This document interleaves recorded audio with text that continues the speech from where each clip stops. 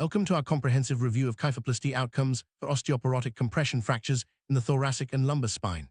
Kyphoplasty is a minimally invasive procedure designed to restore vertebral height and relieve pain in patients with vertebral compression fractures, most commonly caused by osteoporosis. With an aging population, the incidence of these fractures is on the rise, making effective treatment strategies increasingly important.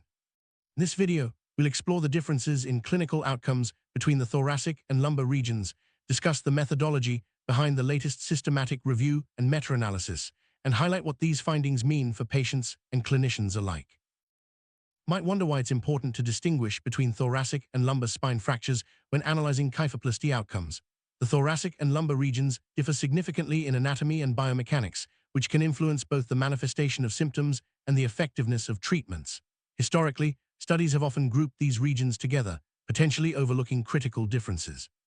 By comparing outcomes based on spinal location, clinicians can better tailor treatment plans and set realistic expectations for patients, ultimately improving care quality. Osteoporotic vertebral compression fractures, or OVCFs, affect about 1.5 million Americans each year, primarily impacting the elderly. These fractures can result from trauma, malignancy, infection, but most commonly osteoporosis. Risk factors include advanced age, female gender, long-term steroid use, low estrogen, and certain lifestyle factors. Symptoms range from back pain and spinal deformity to neurological deficits, often leading to reduced mobility and increased mortality. While some fractures heal with conservative management, others require surgical intervention, like kyphoplasty. Kyphoplasty involves inserting a balloon into the fractured vertebra to restore its height, followed by injecting bone cement to stabilize the bone and relieve pain. This minimally invasive technique has become a mainstay for treating OVCFs, offering rapid pain relief and improved mobility.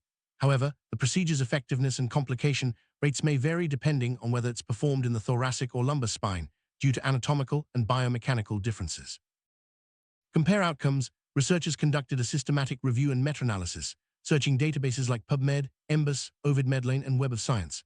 They included studies where patients underwent kyphoplasty for osteoporotic fractures in either the thoracic or lumbar spine, and where clinical outcomes were reported by region.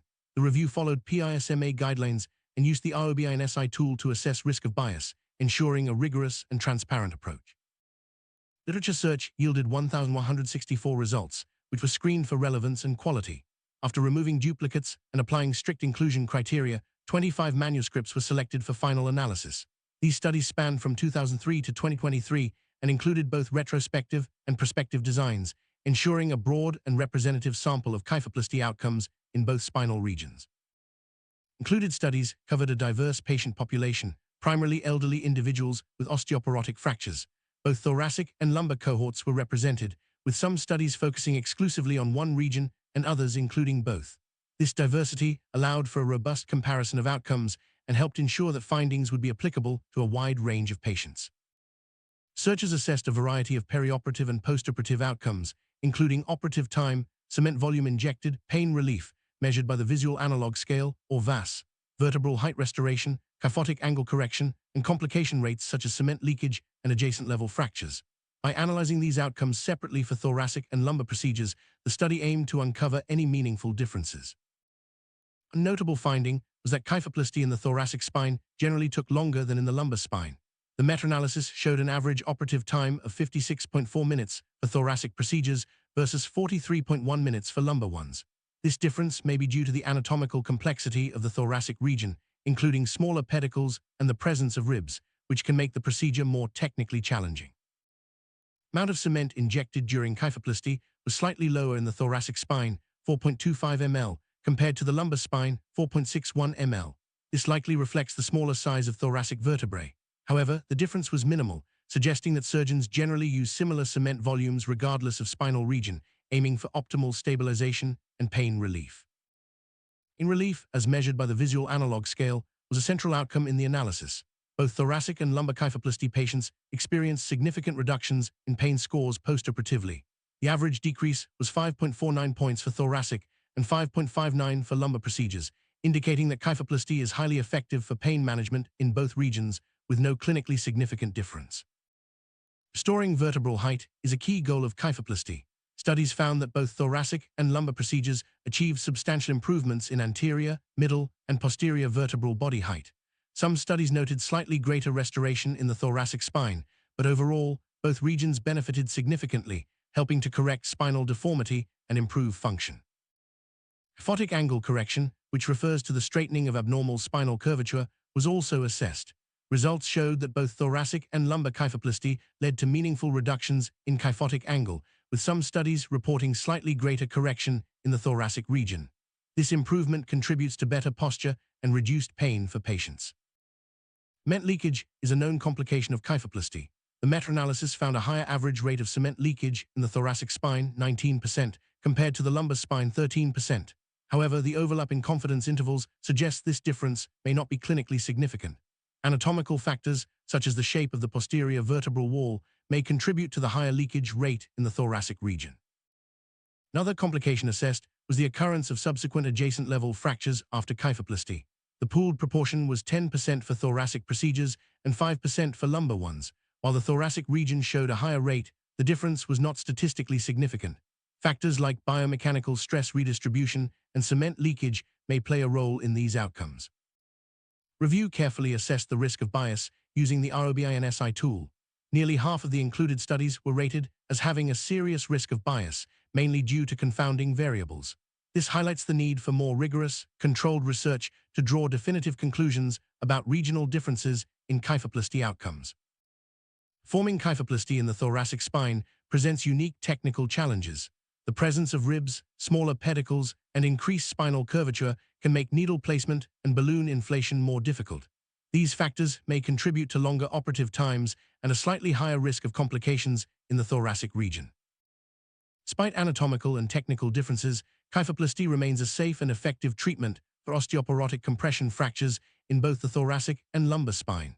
The comparable outcomes in pain relief, vertebral height restoration, and complication rates support its use across both regions, allowing clinicians to confidently recommend the procedure based on individual patient needs.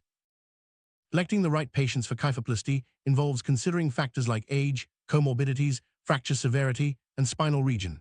Surgeons should counsel patients on the expected benefits and risks, emphasizing that outcomes are generally similar regardless of whether the fracture is in the thoracic or lumbar spine. This helps set realistic expectations and supports shared decision-making. Review acknowledges several limitations, including variability in study design, sample sizes, and kyphoplasty techniques. Many studies did not directly compare thoracic and lumbar outcomes within the same cohort, and there was substantial heterogeneity in reporting methods. These factors limit the generalizability of the findings and underscore the need for more standardized research.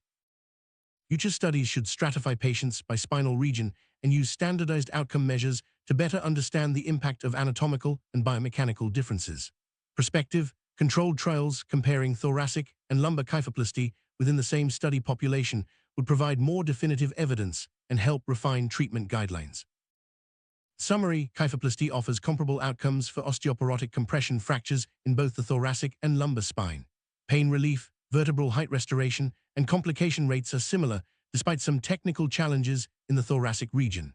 These findings support the broader adoption of kyphoplasty across spinal regions and highlight areas for further investigation. Patients: the real-world impact of kyphoplasty is significant. Most experience rapid pain relief, improved mobility, and a better quality of life.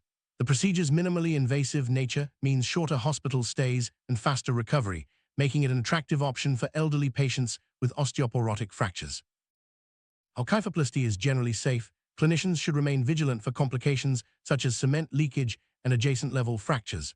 Early detection and management of these issues are crucial for optimizing patient outcomes. Understanding the anatomical nuances of each spinal region can help reduce risks and improve procedural success. Surgeon experience and technique play a vital role in kyphoplasty outcomes. Familiarity with the anatomical challenges of each spinal region, careful patient selection, and adherence to best practices can minimize complications and maximize benefits. Ongoing training and knowledge sharing are essential for maintaining high standards of care.